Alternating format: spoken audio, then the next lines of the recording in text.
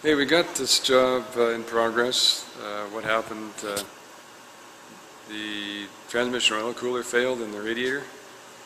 So we pulled the rad and the hood, charge air cooler down there, and you can see the contamination in the expansion tank. And the best way, this is a C2 2008, and these crack right here. It's a pretty common problem. We've replaced quite a few already. And the oil in the coolant, you can see the contamination here. So the best way is to leave the new rad off, and then we're just going to flush the engine and the heater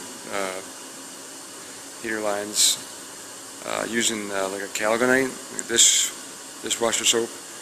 That's what Rad Shop uses, with low suds build up, so you don't have a big job trying to clean it up. So the new rad's ready to go, and this is the original.